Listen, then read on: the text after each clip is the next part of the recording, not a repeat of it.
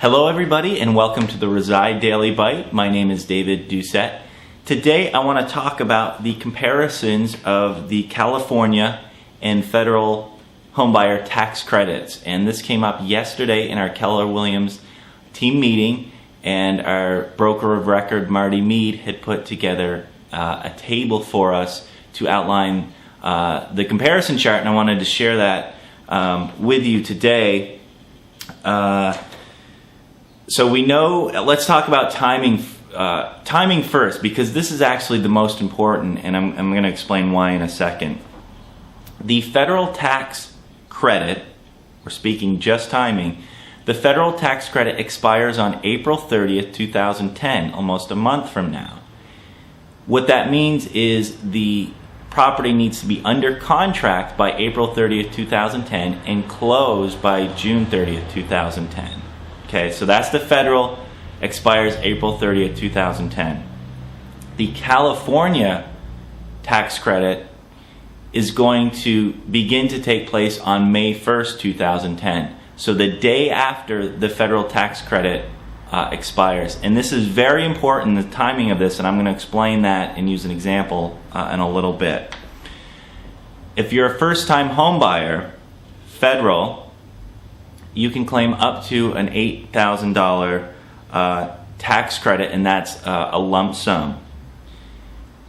First-time home buyer, the California tax credit, you can claim up to $10,000 over 3 years. So it's going to take 3 years to get that $10,000 back. And that's 5% of the purchase price, up to a maximum of $10,000. That's the first-time home buyer. For new construction, if you're going to be buying new construction, there is no federal tax credit for that. The California tax credit is also going to apply up to $10,000 for that, apportioned over the next 3 years. And then if you're a previous homeowner, for the federal, you can claim up to a $6,500 tax credit. And in California, there is no tax credit for a previous home buyer. Now, a couple of things I want to mention, and this is very important. The federal, we have, as first-time home buyers, federal, we have an $8,000 tax credit available to us right now. That expires on April 30th. On May 1st, as a first-time home buyer in California, we're going to be able to claim up to a $10,000 tax credit. I was on a real estate forum last night, and a mortgage broker, no less, posted an article stating that California first-time homebuyers are going to be eligible for an $18,000 tax credit. And that's just not true. It's misinformation. And here's why. It goes back to the timing. The federal tax credit expires on April 30th. The California tax credit comes into play on May 1st. So there is no overlap. There is no way for a California first-time homebuyer to qualify for both the federal tax credit and the California tax credit. So very important distinction to be aware of, because my guess is, depending on what circle you're running in, you may hear more about somebody claiming that you can claim up to an $18,000 tax credit. It's just not true.